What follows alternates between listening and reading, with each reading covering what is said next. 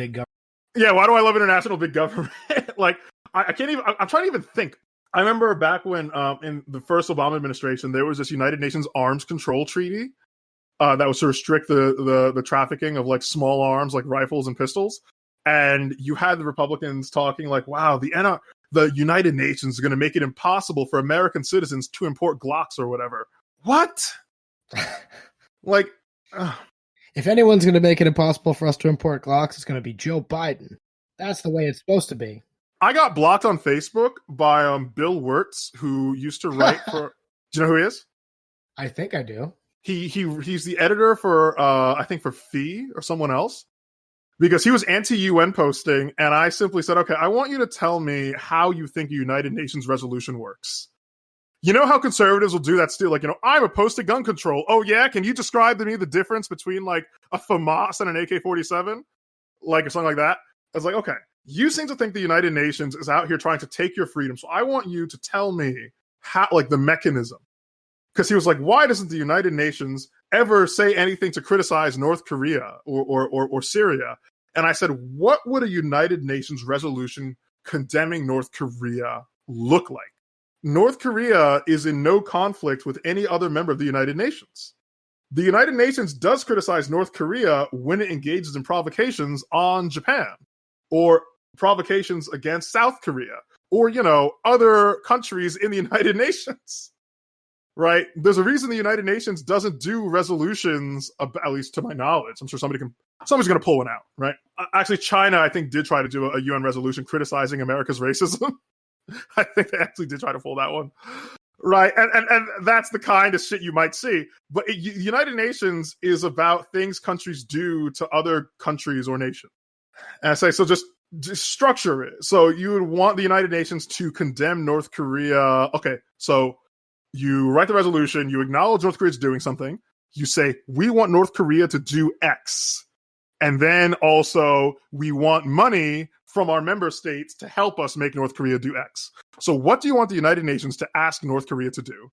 And then what agency do you want to get the money to do this?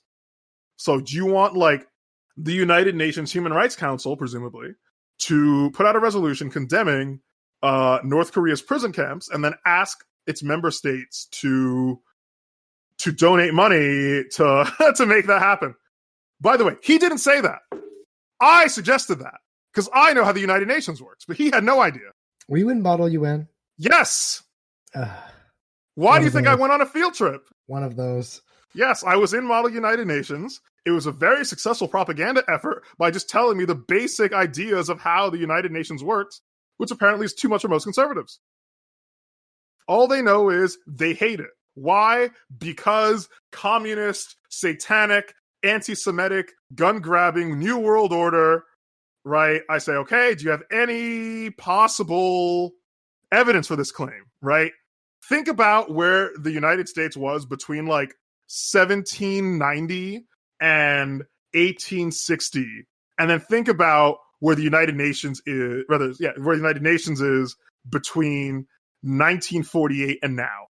Which of these multi-state organizations became a monstrosity of big government, and which one of them is just like sending kids out trick-or-treating for charity and then also having its soldiers abuse Haitian children? Right? Like, you mean to tell me you're all pearl clutching? I mean, do you know what kind of bargain basement evil organization you need to be? That this is your super weapon? This is your evil overlord? They can't even abuse white people. My main take on the UN is I'm not a fan of it, but not for like crazy reasons. Just because I feel like it's sort of overall it has sort of globalist, satanic, gun grabbing, New World Order kind of vibe to it. I just don't appreciate it. Yeah, I mean, it is a gathering place for, shitlibs from around the world to circle jerk. I mean, that is what it is.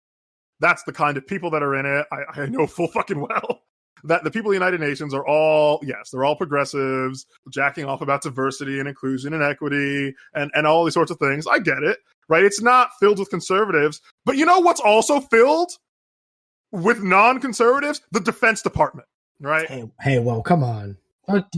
Marcel, don't do this. The Defense Department is just as dominated by the left as the United Nations is. Actually, even more so. You know why? Because most volunteers for the United Nations Peacekeeper Corps come from Pakistan.